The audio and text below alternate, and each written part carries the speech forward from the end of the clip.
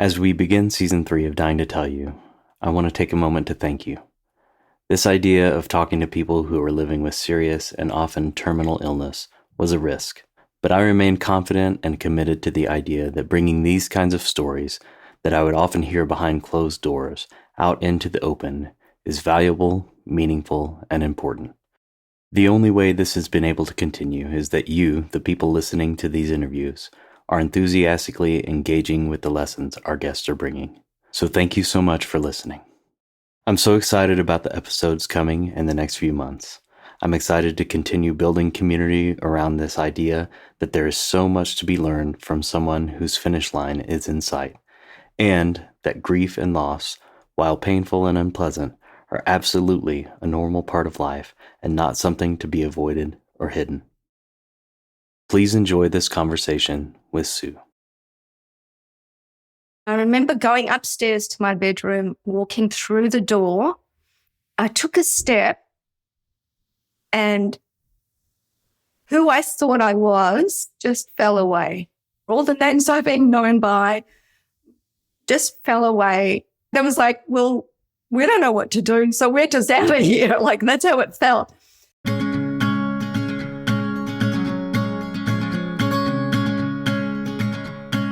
Last year, Tammy Simon of the Insights at the Edge podcast put out a call for folks living with serious illness to get in touch with us to explore the idea of sharing their story on this podcast. Both Riaz and Lee heard that call and were gracious enough to share their stories with us. This week's guest, Sue, heard that same call. Sue, like Lee, lives in Australia and from halfway around the world was able to join us for what I think is a very impactful episode. We talked for well over 2 hours, so this is a long one, but so insightful, meaningful, and fun. I got tears and chills a couple of times while we talked, and I think this is the perfect way to begin Season 3. This is Dying to Tell You.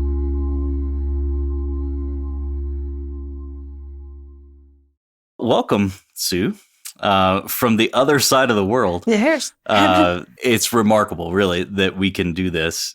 So tell us who you are and where you are, and we'll take it from there. Thank you so much. I totally agree. It's a small miracle or a big one that we're able to have this conversation like this, and feel very grateful to be able to connect with you in this way. My name is Sue Alahos. I'm in Melbourne, Victoria, Australia. Well, tell me, how did we get connected? So I listened to a podcast by Tammy Simon called Sounds True. And I've been listening to that for a number of years. And she did a little call out. And I had this sense that it felt like this was something that wanted to be out there, if that makes sense. Yeah. Mm-hmm. Yeah, definitely. I'll reach out, and if it's meant to be, it will be. And here it is. So it was meant to be. So when you emailed your description of what had happened, it piqued my interest for sure. I guess I felt like I was hearing a deep truth about life when you were talking about your experience. And I've over the last couple of years have been I'm a terrible meditator, but I've been trying really hard to meditate, and I've been listening to I listen to Eckhart Tolle and Ram Dass, but I've been listening a lot to Sam Harris, who does a lot of meditation stuff. And what you described as your experience really mirrored kind of those things that those people are talking to me about when I'm trying to learn how to meditate. So I'm really interested. I'm eager to get into your story. So maybe start from the very beginning. What happened that made you think that something was wrong and made you go to a doctor? Yeah, thank you. Firstly, I want to say at the time this all happened, I couldn't sit still quietly for even 2 minutes. So when you talk about your meditation experience, that just, there was a lot of chatter in my mind that staying quiet, I don't even think it felt like a possibility. I didn't even know what I don't even think I understood what people were talking about. Yeah, definitely. At the time that it happened, I was getting upper back pain, and I thought that I had injured myself at the gym because I was getting to late 40s, and I thought we'd heard that if you do some cardio, but also like weights and things, you'll start to get you won't lose muscle as fast. So we were going to the gym, and then in my normal tradition, going from nothing to very heavy, I went straight to it. Yep. Okay. So I'm like, oh, I've injured myself, like my upper back, and it's not healing. But after a while that it wasn't healing, I went and had a scan. I had a CT scan, and so at the time I was studying. I was studying Masters of Psychology. It would have been my first year, I think, and so I was writing assignments and things. And the doctor called me and said, "Come in." So I went in, and he said to me, "Look, we've found something.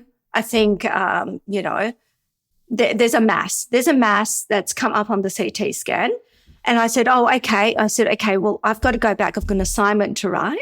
And he said, "I really want you to hear what I'm saying." He said, "I want you to get in the car and I want you to drive to emergency." Wow. And I'm like, okay. So that's what I did. And I guess that's where it started. They did a initial, so they booked me into the Royal Women's Hospital. So I had an appointment with the oncologist there, and I don't know what we were thinking. Because it was all so sudden, I don't think we expected it to be, we thought it's early. It's got to be early. Like, I would have had more signs. Yeah. So being a small family, we'd never had these experiences. So I'm there, my husband's there, my mum's with me. And then in a separate car, it's my sister, and my 3 kids. My son is 12, my daughter is 14, and my oldest is 26 at the time. And so I go into the appointment with my husband, my mum, and myself. And the doctor says to me, she says, "Given how fast it's growing and your previous scan of 6 months ago had nothing, we believe you've got a rare case of cervical cancer, and we believe you've got 4 to 6 months to live." I'm going to cry just thinking about it. Yeah. I just remember looking over at my mum, and she's just like crying and about to part. I think she's just trying to understand. She doesn't speak English, so she's probably judging based on our reactions.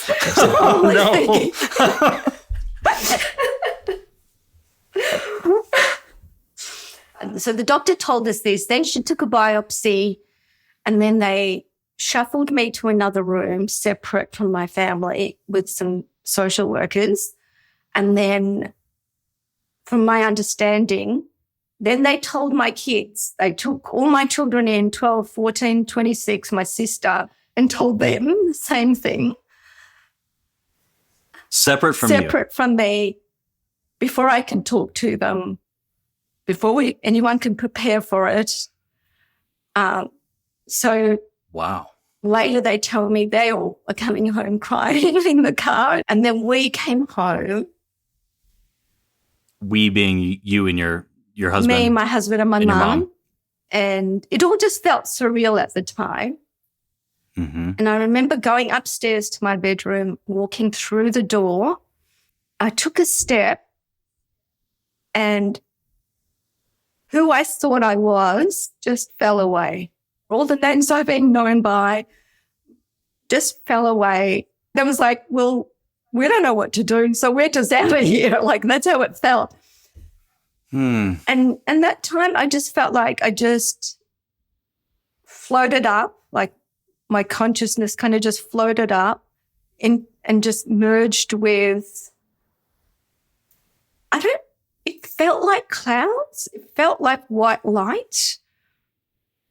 I kind of envisioned it like clouds because I don't know how else to kind of conceptualize it. I just kind of went back to the source, is how it felt like, with all the other souls and spirits out there. I felt like connected to everything. And then I looked down like a bird's eye view, and it has to be my imagination, but like a bird, like it felt so real. It felt so real. And then I could see my husband walking my kids. I could see him the way he normally does, just walking our kids in the morning to the train station so they could take the train to school. And I remember thinking, oh, that's what it was about. That's what it was all about. And I thought, I just felt like I've been such a fool. And I thought, I'm not ready. I thought, I'm not ready. I need to be here. I need to be here. I know better now. I know better. I need to be here. And it felt like I was awake. I was awake. And everything I thought, how I was like, how I thought I was, who I thought I was just, it was like an illusion. I felt disillusioned, like that's an illusion, and it's this tiny little part of me, and I'm like in some sort of, how would you say, just living out this role, this this planned identity. This is what you're doing. This is what you should be doing. These are all the I'd placed on myself. I thought I was. I think people probably met them years ago. I was still the responsible older sister. I was still the people that people were going to rely upon. And, like I had a big thing about being responsible. Like, like how people are going to be okay if I'm not there, because we were a little family when it was my mum, my dad, my brother and I for a long time just in Australia. My parents had immigrated. And then my sister came along, and I was the first person to speak English in the family. So they relied on me quite a lot. So then I carried all that with me. And as the family was expanding and everyone was having more children, I just felt like myself spreading out further and further with this sense of responsibility. And it was weighing me down. The weight of that felt quite heavy for me in my life. And I couldn't get it right anyway. I was trying so hard to kind of just do the right thing by everybody. I'd taken on that, and that's how I was living, and that was a pattern I was in. And then I thought, oh, when I die, they're just going to have to be okay. And they will be. That was the dawning on me that they would be okay. And that freed me in that moment. Watch as it breaks down beside us. When we've risked everything for life. On the outside, always looking in. We'll still hold on to all we could have been. To all we could have been.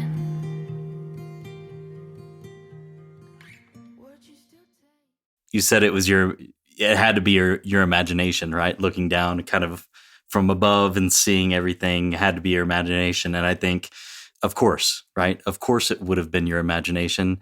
And why is your imagination any less real than anything else you think or anything else you experience? I think that is just as real as anything else because it's all happening in your mind. So that's so true. I don't know if this is real or not, but there's an account of Joan of Arc saying that God spoke to her, and then the people coming back to her and saying, "That's your imagination." And she says, "Of course it is. Where else would God talk to me?" So I think that, an imagination is just as real and just as valid as anything else that we experience in our lives. So I don't want to discount what you saw and what you experienced there. I think that is just as real as anything else. But what I want to ask is, when you were looking down on your husband and your children, and you had this sense of that's what it was all about, what was that? What was it that it was all about? So as the experience continued for the few days after, because we were waiting for the biopsy results and I was still processing the diagnosis, after that moment, if I walked outside, everything just felt like so beautiful. And even when I was looking down and I was having that vision, when I said that was all what it was about me being just there, walking my kids, just being there with them. And then I could see the vision kept going up slowly, and I could see the oceans, and they were just so stunning. I could see the trees, and they were so green and vibrant, and I just thought, oh my God, we're on heaven. I've been on heaven, and I didn't know. And I thought, I'm not ready. I wouldn't spend one moment being unhappy if I could be there. I would not spend a second breaking anyone's heart, saying anything cruel to anyone. And the sense I had with all the connected souls that I was with was this sense of, I wasn't even unhappy. It was like peace, this profound sense of joy, joy and peace. But what I found when I looked down was a different thing. I found love down there. On earth, I saw love. And I was like, oh, it's the separateness of us. Because my kids are outside of me, that's where the love is born, me feeling connected. I'm going to need a sec. I'm being moved to seeing your reaction because it kind of validates it for me, if it makes sense. I don't think I've ever heard it described quite that way. What I'm hearing you say is that as you were kind of zooming out, you were feeling peace and joy kind of within yourself, but looking down and seeing the separateness of your children and your husband and the other people that you love, that as you zoomed out, you felt kind of a connection with everything. But as you look down and recognize the separateness that we have here is the opportunity for love that maybe isn't experienced in that kind of zoomed out state. Is that? That's how that is how I experienced it. It's really beautiful. I mean, it's just it's so beautiful to think of it in that way. I mean, I've seen hundreds of people die, and I've told a lot of people this, but I can't think of a person that I saw die who wasn't peaceful, who wasn't, experiencing some semblance of peace and joy. I think kind of equanimity, but the thought that this here is our opportunity for love is just like, that's a beautiful thought. Oh, I don't think I've ever heard it described quite that way. I'm having a moment of thinking, how lucky am I to have this chance to have this conversation with you? Oh. And to give meaning to my experience in this way. Oh. Yeah, I think it's, I feel very, very lucky and very grateful. Oh, well, I'm really grateful that you're willing to share this. Thank you. Thank you for that. So you had this experience, right? I mean, the story gets even better, I think. So you had this experience and you said, you're like spending days waiting for a biopsy result, thinking that you said, 4 to 6 months to live, experiencing this, immense peace and joy of knowing that you're connected to everything, and that this role that you had played in life was an illusion of sorts, recognizing that the love that you feel is a unique opportunity here, that is real, and it's stayed for days at least, right? Yeah. My God. I love that. Exactly like that. I feel like you just completely take it from, yes, exactly. It was exactly like that. Yeah. Yeah. Yeah, it did. Yeah. Yeah. Maybe just talk a little bit about how it was for those days as you kind of incorporated that realization into what had to be some semblance of daily life for those days. What was that like? So it wasn't even people that I knew that I felt this love for. I could walk down the street and look at another human being, and it was like, oh, you're here too. You're here with me. Yeah. Oh, we're doing it. We're doing it. We're having this experience. And then I looked at my kids and went, oh, thank you for coming to my life. You chose to come to my life. Like, as spirits, you thought this is where you wanted to spend your time. Like, with me, I'm like, thank you so much for, choosing me to spend your time with and your life with. What was interesting to me at the time is other people's reaction to that from me. That when I looked out at them, people that would normally look away or turn around or just walk past, they weren't looking away. They were looking at me. We were just kind of like looking at each other, like looking and seeing each other, it felt like. And it was like this, yeah, we're here. Like, I was like, wow, it just felt, I don't know how they experienced it. And maybe they were confused by it. Maybe. Right. But it felt sure. it felt like truth. It felt like this knowing that, yeah, this is truth. This is how it, yeah. It was even past that awkwardness stage of when you meet someone and you just kind of, it wasn't that, oh, drop your facade, drop your, mask. I want to get to know you, who you really are. It was even beyond that. It was like, oh, I already know who you are. Mm-hmm. I know you're this beautiful spirit that's having this experience here. And they would look at me like, yeah, I know that. Like, I just felt love. That's all I felt was I felt love from them, and I felt love for them, so much love for them. And so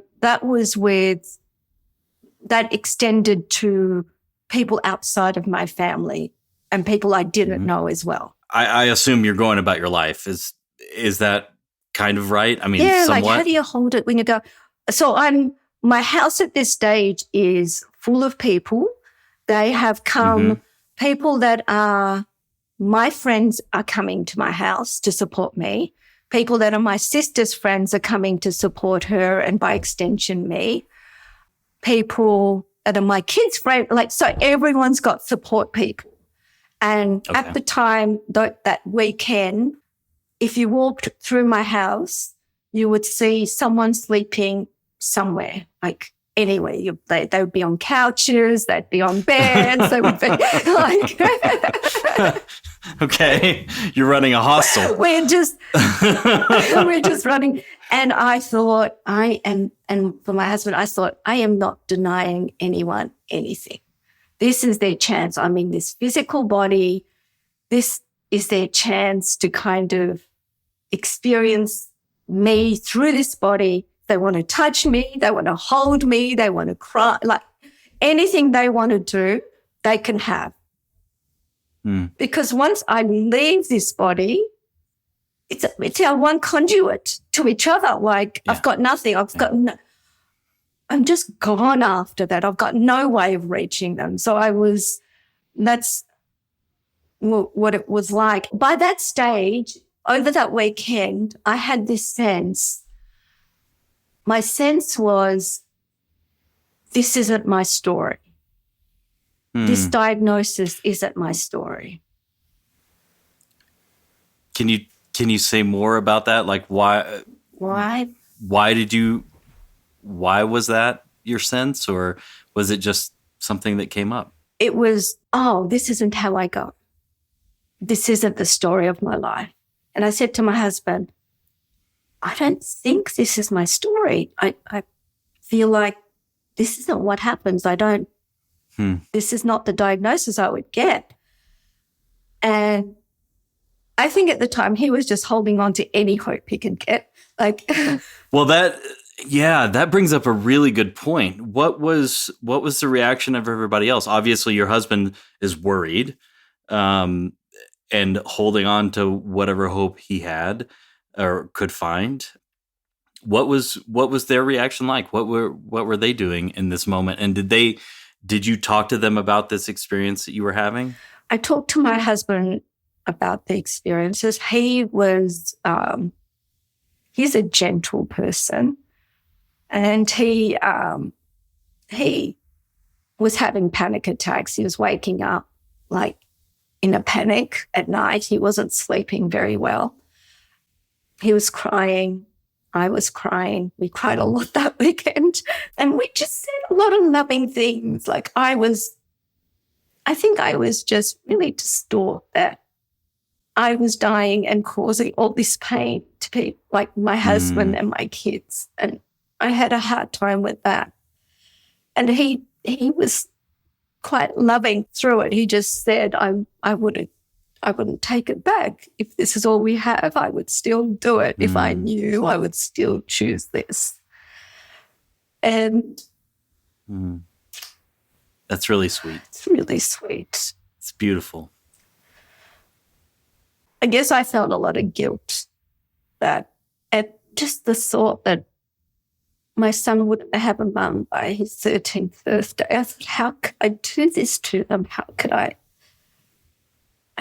leave them alone like that? I just want to get into 18. If I could just get into 18, that's what I was thinking at the time. How were the kids with it? What was their response? So my son, I think I had a hard time with that too. I woke up and I see him in the kitchen trying to make eggs and breakfast for himself. And usually he's like, Mum, do these, you know. I just I got really upset and angry at him. I'm like, no, don't start acting like you're all on your own already. I'm still here. Like, I just felt like he was trying to act like a grown-up. Like, I can do it. I can take care of myself. I can make my own breakfast. And I thought, no, I don't want that. I don't want you to be different already. But then I felt guilty about my reaction. I thought, It's just trying to cope. That's right. Yeah. You know, like if my mum dies, I got to be able to make my own breakfast. Like, got to make some eggs. Yeah. I think my girls were all kind of supporting each other, and my sister and my daughters were like just kind of all talking to each other. I think Emily, the 14-year-old, kind of stepped up and she was like there for her brother. I think they were all kind of, I got admitted to hospital, and we'll talk about that in a minute. But during that time,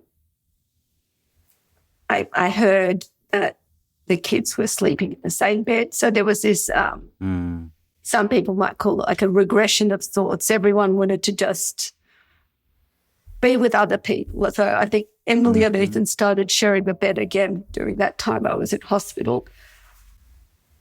I think people were stunned. I was the first one in our friendship group and our family to get a serious diagnosis of this type. I think even my friends were affected by it. It just brought up mortality and what can happen. I always felt like being an immigrant and having to be here on our own, that I had to do everything. I had to do everything myself. And I had to do it for other people, and I had to do it for myself. And the kindness of people towards me and my family and the outpouring of support, I just thought, oh my God, people are kind. And it came from places that I hardly knew. People from my friendship group, a mother's group, setting up a group that they could just talk and plan things for our family and me. I think from that experience, I felt like I'm not alone. I was never alone. People would have always been there for me.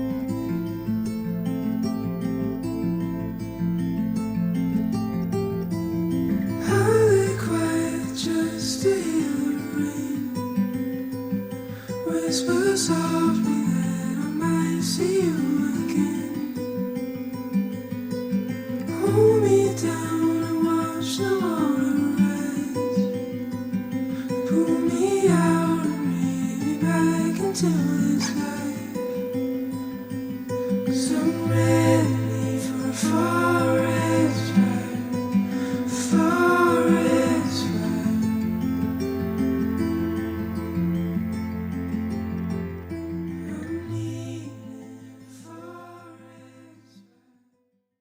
I'm wondering, you're in this liminal space, right? Waiting for the biopsy to come back, and you're having this experience of peace and joy and love. And you said, and I believe that you believed that this is not your story, right? This is not going to be real. Was there an element somewhere in the back of your mind, or deep down, or maybe on the outside, I don't know, somewhere? Was there an element somewhere that was worried or fearful? Did you have any of that kind of in the mix? I had sadness. I had tears, like I cried. I wasn't afraid. I did not feel afraid of dying. But I felt sad for everyone that had to live with the aftermath of that. Yeah. Which is not surprise. I hear that a lot from people. I'm not afraid of dying. This is going to be fine. What I worry about is my family, my people. I don't want them to be sad. I don't want them to live with this grief. That's a normal response for sure. And the reality is that's how it is. People are going to be sad. And people love you, and they're going to be sad when you die. That is the reality. But you thought, and I'm guessing kind of like deep within yourself, you believed that this was not real. This was not your story. So maybe talk a little bit then about what happened after, those few days of waiting, and then the results come. So how was that? What happened? So I was coming, my phone was ringing, and I said to my husband, I could tell it was a no ID. So I thought it could be the hospital. I said, come, just sit down. So we both sitting down. And as I'm like sitting down, I'm like, please God, don't allow this to be a diagnosis that can be healed. Like, something can happen where I'm going to get better from it. Please don't let the other one come into any reality. So I pressed speaker, and the first thing the doctor said was, he's so beautiful. He's like, the first diagnosis was wrong. That's not what's happening. And I'm like, thank you so much. And then he said, what you have is you've got non-Hodgkin's lymphoma. You've got to come in for these other scans.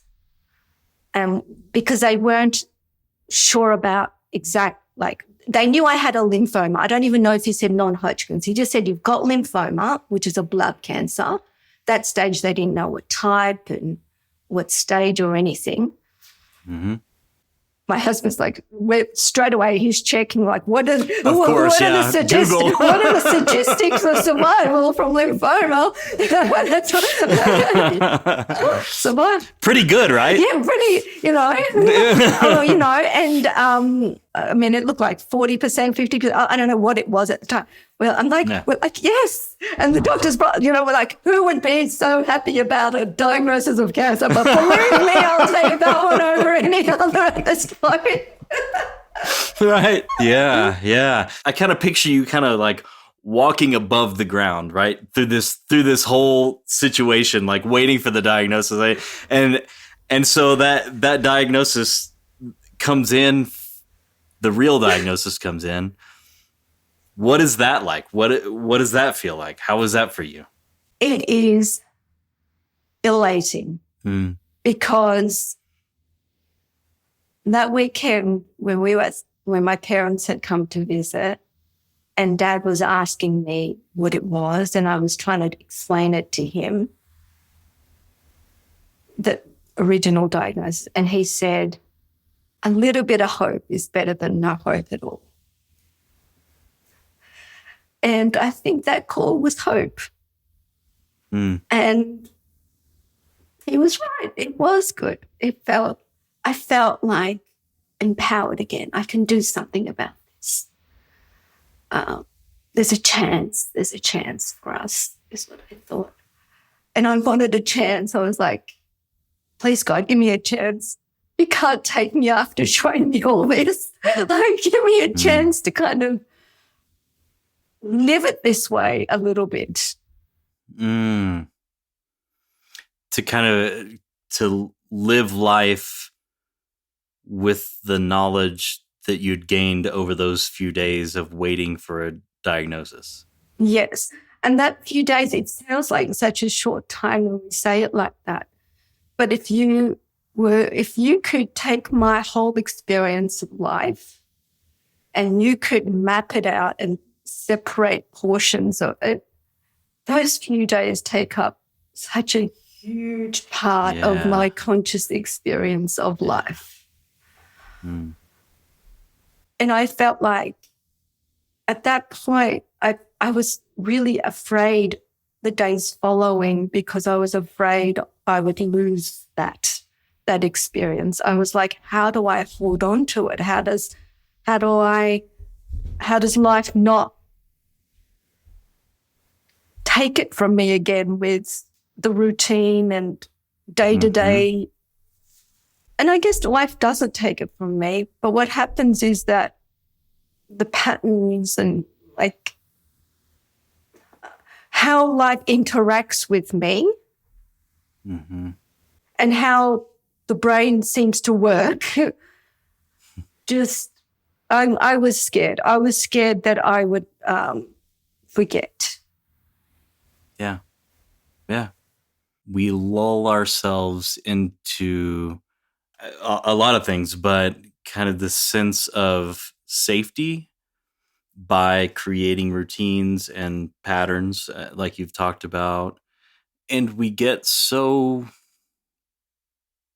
into our lives that it's hard to remember that zoomed out view of what you saw, which I think is real. I mean, I think what you experienced is real, and I think your kind of analysis of that yourself, the names that you used, all of that was an illusion of sorts. I think that's real too, right? But we get ourselves into that and we live it and we become it.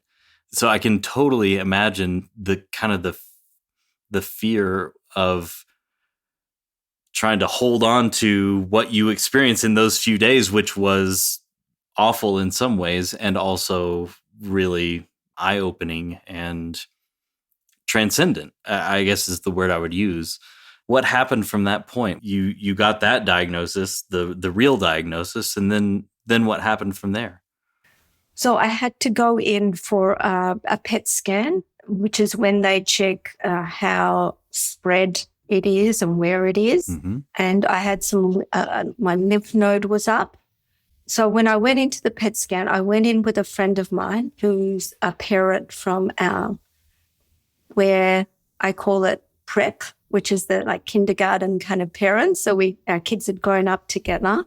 So she took me in, and so I had the PET scan and so we're in the weight room. All these frail older people in all these sick people, right?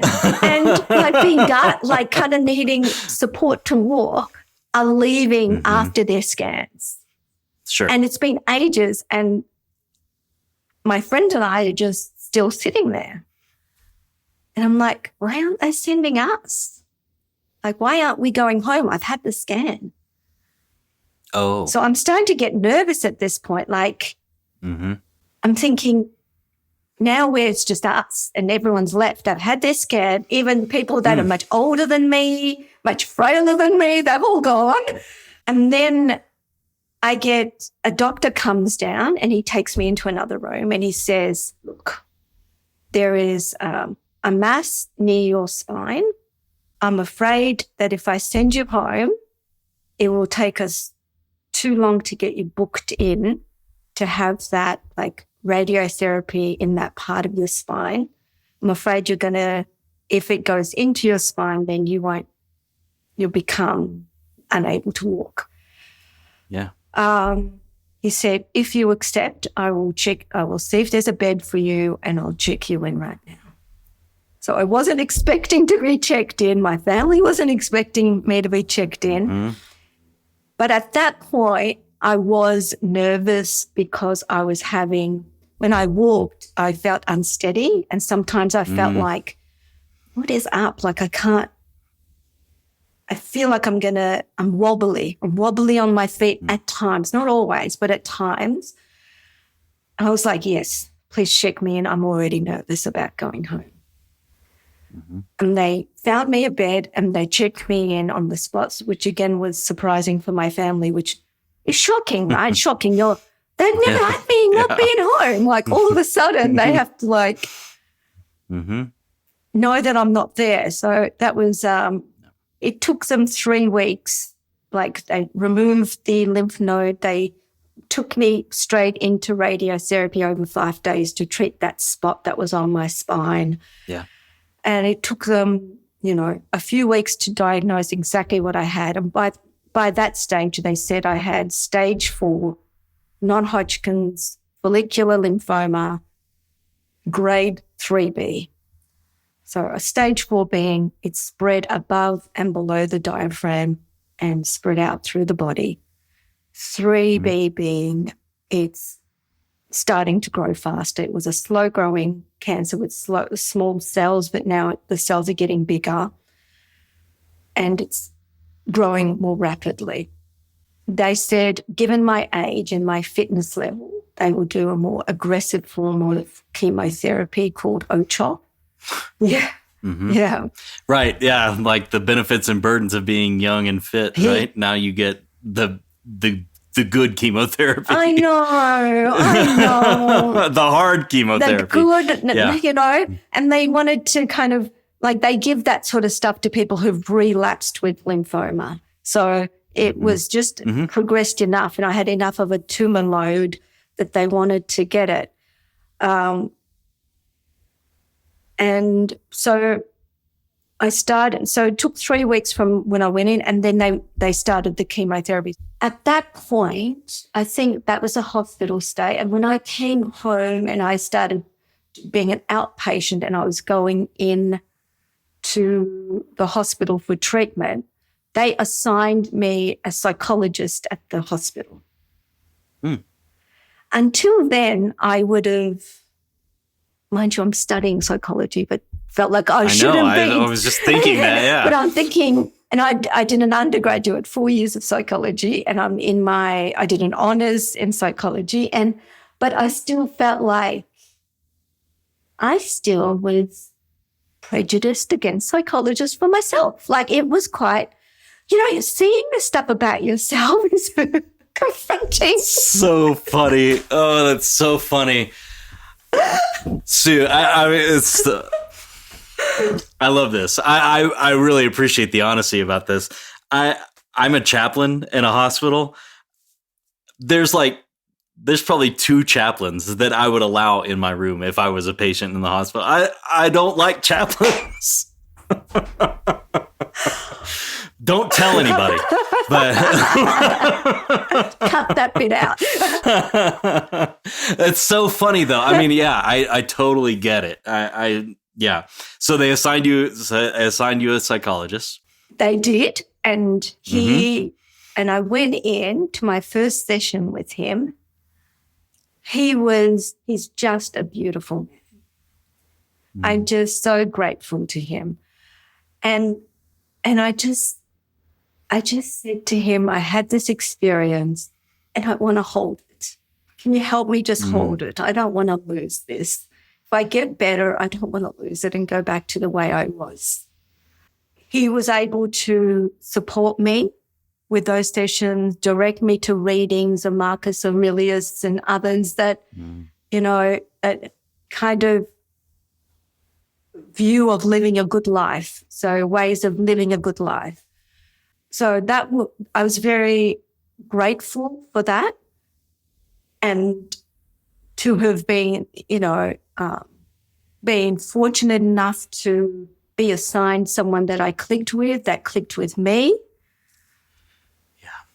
As part of that, my husband had been telling me about transcendental meditation and how, we talk about business often together, and he was telling me about how CEOs do transcendental meditation and and then I looked like Seinfeld.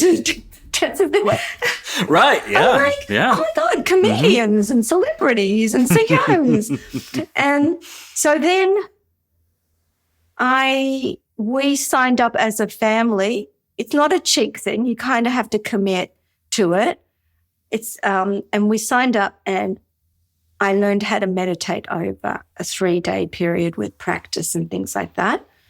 And as I mentioned at the beginning, at that point, I think sitting quietly for 2 minutes would have been not possible for me. I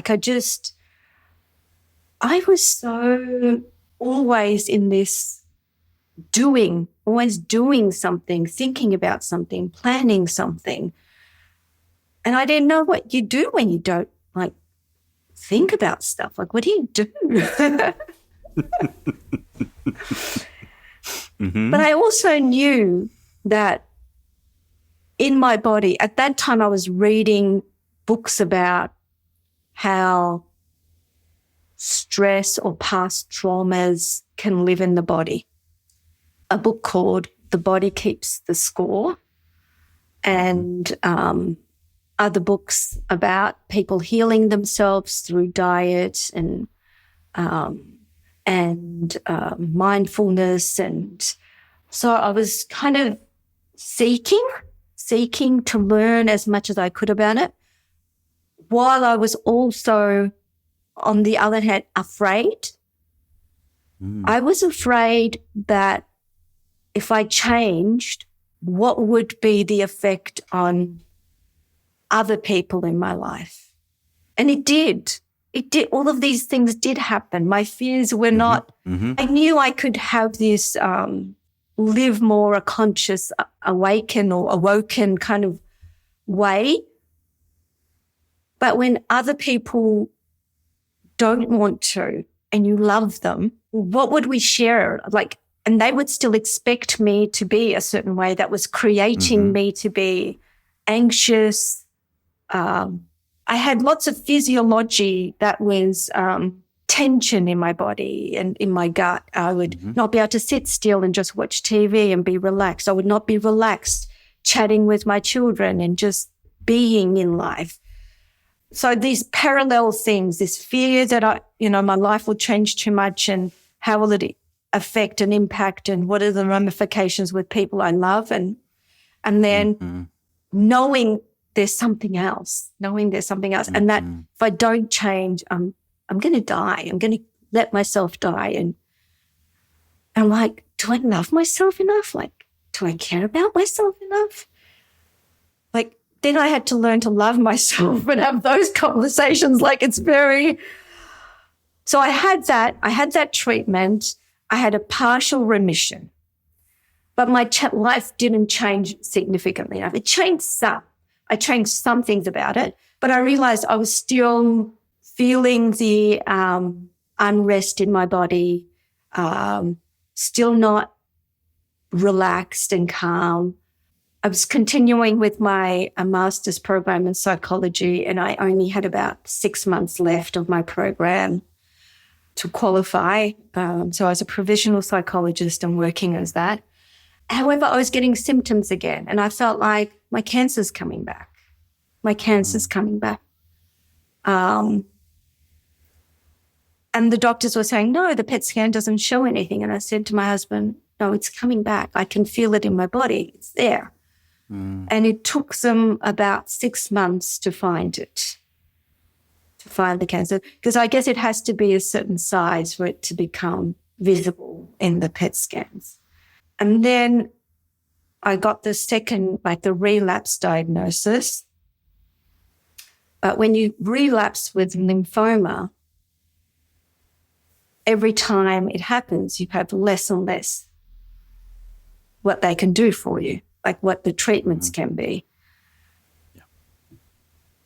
At that point, they said, I think you should do a stem cell transplant. But for that, they need a match. So they tested my brother and they tested my sister, and neither of them, they were 50% matches, but they weren't 100% match. And at that time, I was thinking, I don't really want to do a stem cell transplant. The reason was there are complications with it. There are things called there's graft versus host disease that you could get, which is the graft is the marrow and the stem cells from the donor, and the host being the person that gets the transplant. And then the graft can react against the host, and then so they can be, and I thought, I'm not ready for this type of aggressive. But I think my husband thought I was giving up. Then I was getting pressure from people that love me. They want to do something. They want you to agree to something, do something. And I was like, no, I'm not ready for something like this.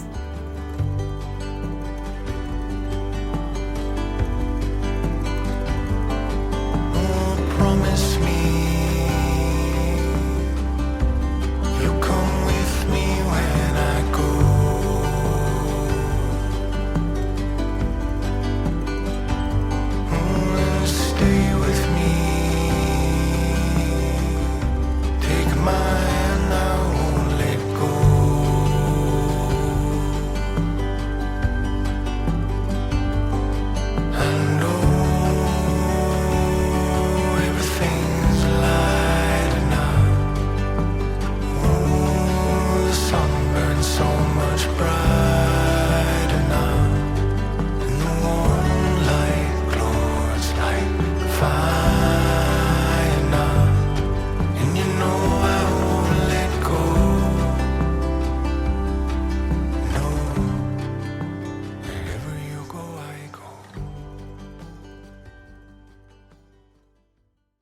Can you tell me why you felt like you weren't ready? What do you mean by ready?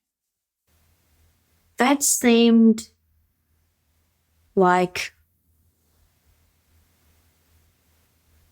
too strong, invasive, and if I took that path, I would be reducing my lifetime potentially because of the burden on my body. I thought, what else can I do? I want to look at what else is available to me. And at the time, fortunately, my husband was working with another gentleman whose brother in New Zealand had gone through a lymphoma diagnosis. He's had transformed into a fast-growing type. He was one of the first people to do, what do you call it? When they take out your own cells and change them and give them back to you. I've heard of this. So it was David Downs. He was a comedian in New Zealand, and he also worked at Microsoft. You've heard of this. It's I don't know anything about it, but he had been blogging about it in hospital, and someone in the US had picked it up, and he'd gone to the US and did this treatment. And I thought, maybe I'll do something like that, but it costs like $1 million. We would have to sell the house. I'm like, would I really sell the house and leave my family with nothing at the chance that I could have this treatment? So I'm like, is that selfish? Is that really selfish? I'm like, well, isn't it better for my kids to have a mother? I'm just having this internal angst about that. And so that's where I was. And I came across Michael Dickinson, who's a doctor at Peter Mac that I was at. And I said, okay, I want a referral to him. He's involved in clinical trials. He'll know what's available in Australia, and he might explain to me what's available to me in my situation. So I did a self-referral through the doctor with his support.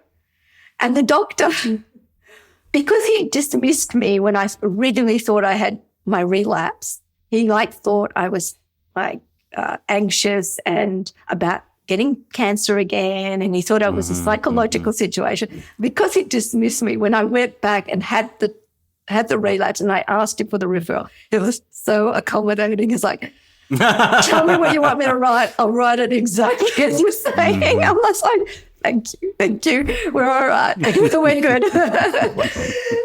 And it was just really a group of lucky incidences that Michael Dickinson came back from overseas the day after. He rang me straight away and said, there just happens to be a clinical trial running for your exact situation. It's about an hour and a half away. Will you be willing to go to it? I said, yes, I'm about to be willing to go to overseas. I'll go wherever you want me to go. Right. I'm going to sell my house and move to America. Where I'm at. So that's the clinical trial I joined. Clinical trials being what they are, it's just chance. Do you get the old treatment or do you get the new treatment? Right. Yeah. It's just a lottery. I got the old treatment and I was devastated. I thought, oh my God, I'm not going to get better. But the old treatment was still better than what we have in Australia. It was treatment that is accepted in the UK and the US.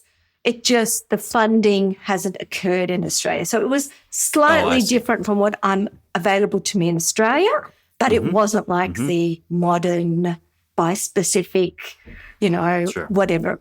So I thought, I'm not going to get better. I'm devastated.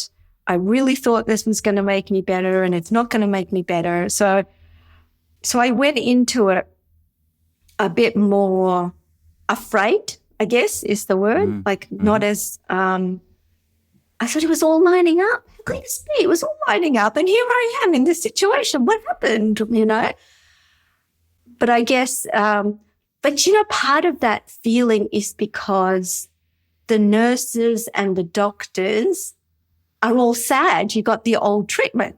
Do you know what I mean? So I'm just picking up on their disappointment because the clinical trial runs worldwide. There's 400 people that recruited from anywhere. And so, of course, these kind people want their 3, 4, 5 people in their little hospital and they want them on the new stuff to improve their chances. And I said, well, what's happened with the other 2 people? They're like, well, there's 1 or 2 people that are on the old one, 1 or 2 people. The people on the new one, all better, 3 months. The people on the old one has to drop out and get another treatment and the other one's not, staying exactly the same. So I'm thinking my odds aren't looking good right now on this old treatment. But 3 months later, it was all clear on the old treatment. I was like, wow, I did not expect that, but God helped. And it was for the first time since my initial diagnosis, they said you are in complete remission from cancer. And how long ago was that? That was March this year. So it started in April, May 2019. And wow, I didn't realize how long ago that was. Wow. Okay. And this year, March, you're in complete remission. I'm in complete remission this year in March. Congratulations. Thank you so much. Thank you so much. Okay. So here you sit in complete remission. How are you? How are you feeling? I'm feeling pretty good. The work of trying to stay conscious and awake is still there. Yeah. Earlier this year, I found meditating with Transcendental meditation, which is the TM, was helpful, but it wasn't quite enough. And I've been like, okay, I'm still searching. I'm searching. How do I calm my nervous system? And if I was to look at it in scientific terms, and there are reasons for this, my history, my family of origin, my background, where I'm in a sympathetic nervous system where it's fight or flight system. It's unconscious. It is in my physiology. And I was like, is there a way that I can reset it? Can I reset this system? If I can't reset it, I will get sick again. I need to, because lymphoma is a cancer of the immune system. And if I'm constantly in fight or flight, right. I see what you're saying. Yeah, so how do I calm my nervous system? So I was looking and searching and trying to learn what's out there. And I came across different ways, and I feel like the knowledge is growing in what's available now. A lot of good work of Stephen Podge's book on polyvagal theory, like the ways that our nervous system works.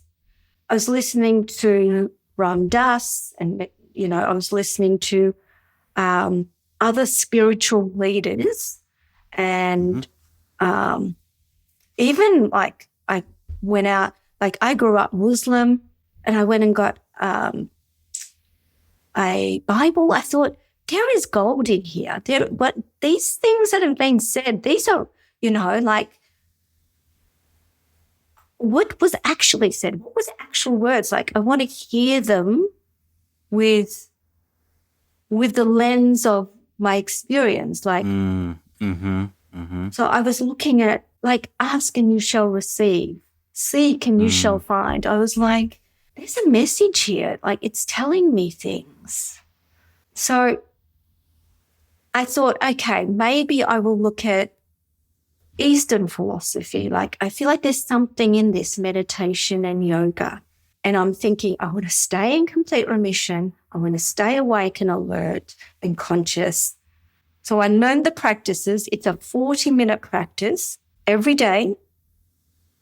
It's about 19 minutes of preparation with what they call Upa Yoga and kind of preparing your body for it, and 21 minutes of the Shambhavi Mahamudra Kriya practice.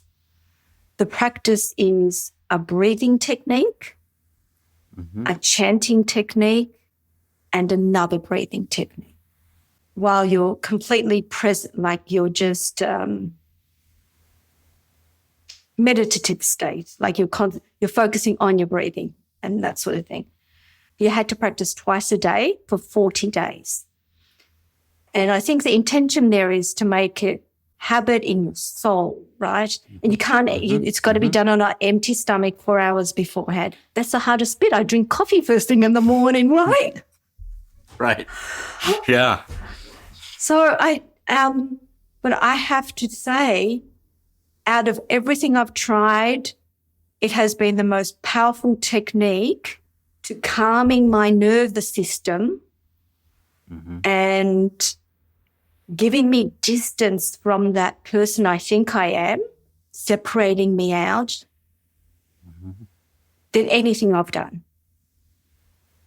While I'm doing it, I'm able to sometimes observe my own thoughts happening and go, oh, I can't believe I'm thinking that. You know what I mean? Like, I do, yeah. Yeah.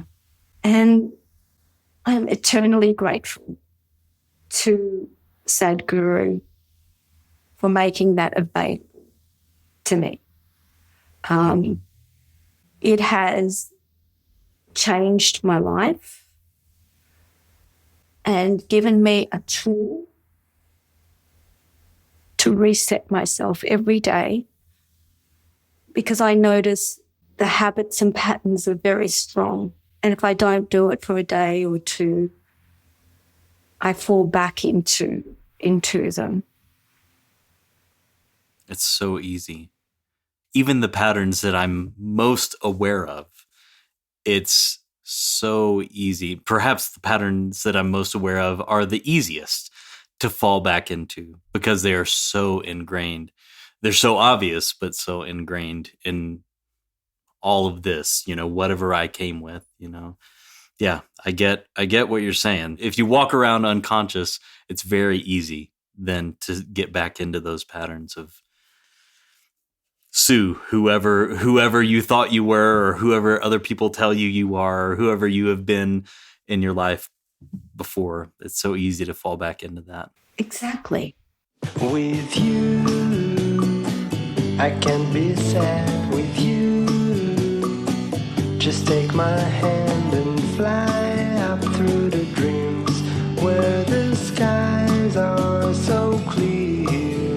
With you, I wanna stay with you. With you, I love the way that you love me today. Let's run up through the fields where the sun shines and heals. I mean, I've gotten a little idea about where you are now spiritually and emotionally. You're in remission physically. You're in remission with your cancer. You're in a better place spiritually and emotionally, still trying to work and keep hold of that moment in time where you had that transcendent experience. I guess really my question is, how has this whole experience impacted your thoughts on mortality and coming to the end of your life? Because at some point you will. You're not cured, you're in remission.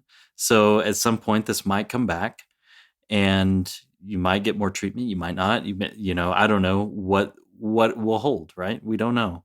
But I guess, how do you see your mortality, your existence, and coming to the end of your life at this point, after all of this?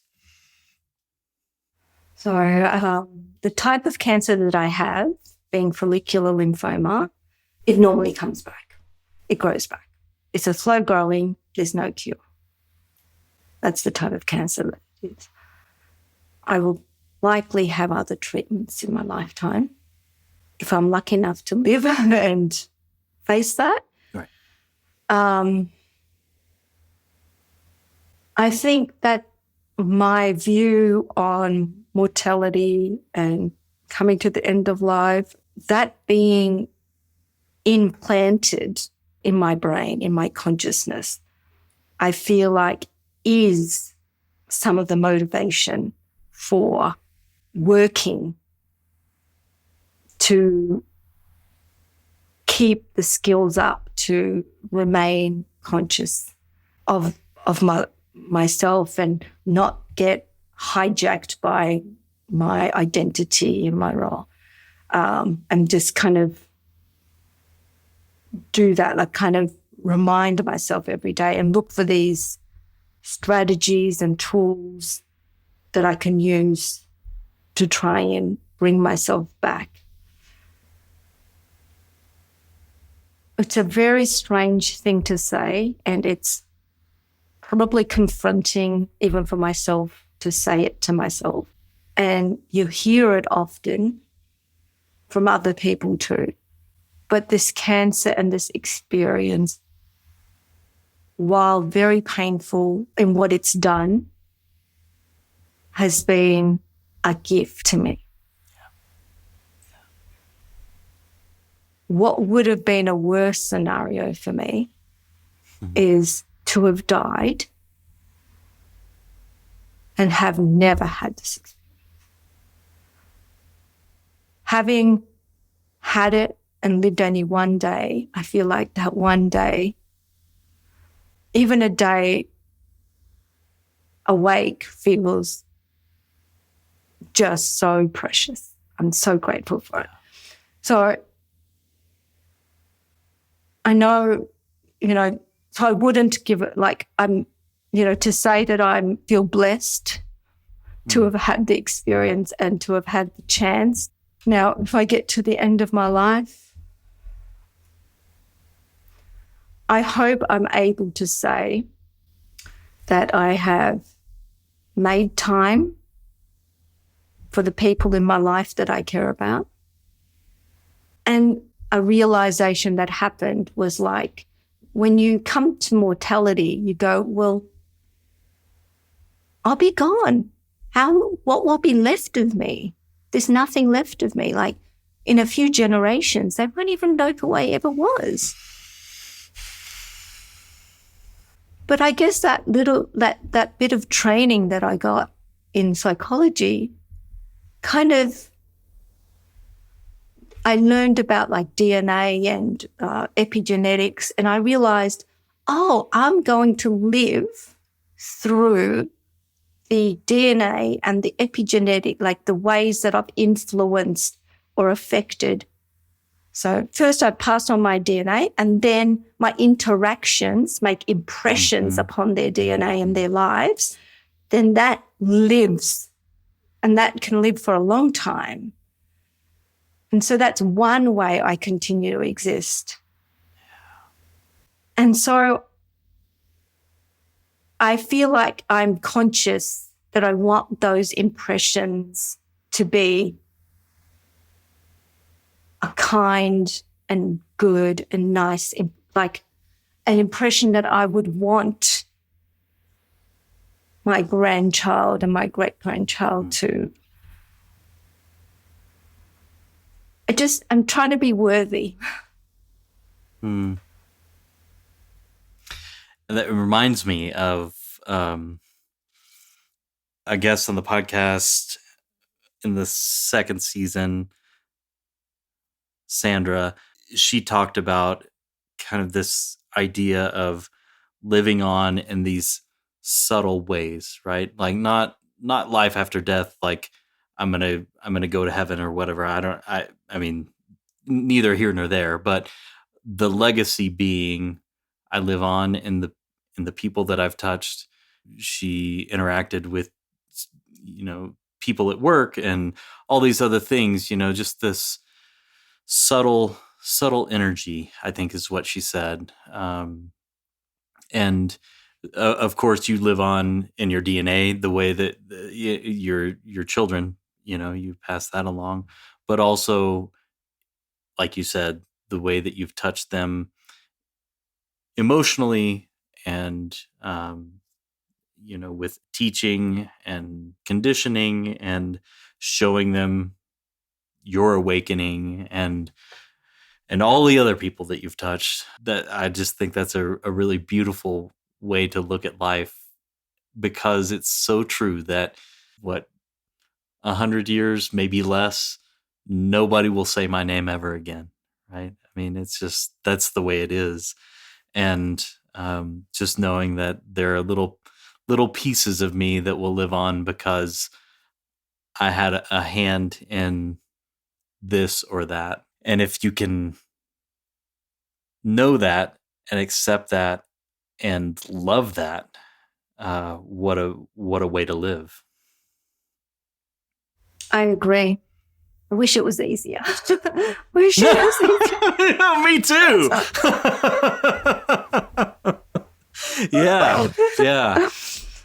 Yeah. Because there is still that. I mean, that just saying it out loud 100 years from now, nobody will ever say my name again. That's hard. I mean, that's hard for me. It's hard for me to say. And I live and deal with death all the time. And I know it's true. And it's still, there's a twinge of sadness and a little bit of panic, honestly, when I say those things out loud. Yeah. I totally agree. There's the two sides to it. There's that side of like feeling like, oh, that's really sad. I don't want that to be the case. I want to be remembered. I want to be like loved. I want to be loved. And then the other side of it is sometimes when I feel like I'm ruminating about something I've said or done, I say to myself, well, a time will come. This is a quote I heard somewhere. A time will come that no one will remember what you said or what you did. I'm like, okay, so maybe that's not so bad. Yep. Yep. Don't take it. There's a comedian, Pete Holmes, who he talks a lot about spirituality and stuff, and he'll often say, 100 years from now, all new people. Nobody will remember us, right? So, and that's really like, it is somewhat sad and also very liberating, because whatever I do now, in a lot of ways, really doesn't matter. So, I never thought of it. It really is whole new people on Earth. Oh yeah, we just turned right over. Yeah, none of us will be around. Wow, that's insane, isn't it? Yeah, it really is. Except this week in the hospital, I had a 103-year-old, so, he would have made it. But the last question we ask everybody, how do you want to be remembered? I changed it recently. I read something and it changed how I want to be remembered. Before, I used to want to be remembered as a strong mother that stood up to injustice and did things and took action. And I realized that is the wording of someone coming from my background who was trying to make change because they had to. Now, where I am in my life isn't that anymore. And I have got the fortune of wanting to be like, I can now my new way I want to be remembered is a loving, joyful person, peaceful person. And I want to be remembered as someone who is okay to change from this person to that person. Being able to change, I imagine it's this way all over the world, but living in the US these days, it just seems it's like people have forgotten that it's okay to change your mind, to change your perspective, to accept that you were one way and now you're going to be a different way. It's such a beautiful transition when you can do that. When I see something about myself and can accept that it was one way and I want it to be different, that transition can be it is difficult, right? Like you said, there's a lot of ramifications, but the transition can be so beautiful, and I can be more at peace with myself. But this need to like hold on to the story or whatever it is, it's just not helpful. It's not like giving ourselves permission to change, giving each other permission to be different. Like, that's wisdom, isn't it? It is. Yeah. Right. Yeah. It's wisdom. It is. The acceptance. Yeah. The acceptance that I'm going to grow and change, and my views on things, my thoughts on things, my stance on things is going to be different. And that's okay. Right? It's got to be okay. It's hard a lot of times, but it's been forgotten, I think. And I think it's really beautiful. And I'll remember you that way. Oh, thank you. Yeah. I'm sorry it had to come in the form of cancer and a misdiagnosis for a few days, but like what a beautiful transition, and what a beautiful gift. I've heard it so many times from people on the podcast and just patients in general, but the gifts that come with trials like this can be so great if you're open to receiving them as that. And I'm so glad that you were. Thank you so much. And my wish and my prayer is that it comes to everyone in much nicer, gentler ways. That's right. Yeah. Hopefully so. Well, thank you, Sue, for chatting with us. Yeah, what a great story. Thank you for sharing it with everybody. Thank you so much. I'm so grateful for the opportunity. Yeah. Yeah, it's been I want to use this word so much, poignant. It's been, for me, and touching for me to have this experience. It feels like, I don't know, like almost like, I want to say like closure or acknowledge, like, I think that's what it feels like. It feels like like validation or acknowledge, like something where you just kind of, like you said before, you feel a bit alienated when you have an experience that you can't quite, you try to put some meaning around, and it was kind of something profound and important and it's changed you in all these parts of your life. But then I got to talk about different parts of it with different people. So each person knows a little section of it. But I feel like talking to you about it this way, it's like one coherent kind of, hopefully coherent. Yeah, right. Right.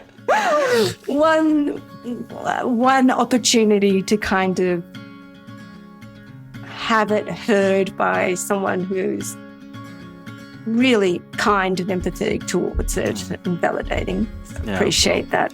Yeah, you're welcome, and thank you for saying so. Thank you so much. Thank you so much. Thank you so much to Sue for sharing your experience with us.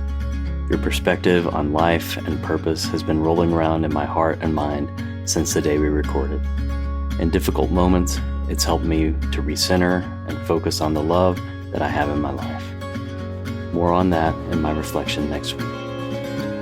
Before we end this episode, I want to remind you or introduce you to our voicemail line. Inspired by the Japanese wind phones, I hope this will be a way for us to normalize and share our experience of grief and loss. It's called By the Way. It's a voicemail box specifically for people to leave messages for their loved ones who have died. In those times when you realize there's something left unsaid, when you miss your loved one, or maybe you wish you can share an inside joke with them, whatever it is, in the moment when you wish you could just pick up the phone and call your loved one who's died, you can pick up the phone and call 720-600-7056 and leave a message for them. We'll play these voicemails at the end of the reflection episodes. Thank you again for joining me and honoring these stories. Please follow us on social media, share these episodes with loved ones, and rate and review us on your preferred podcast platform. All of these things really help us keep this going. Until next week, remember to look for and appreciate the love that's here for all of us. This is Dying to Tell You.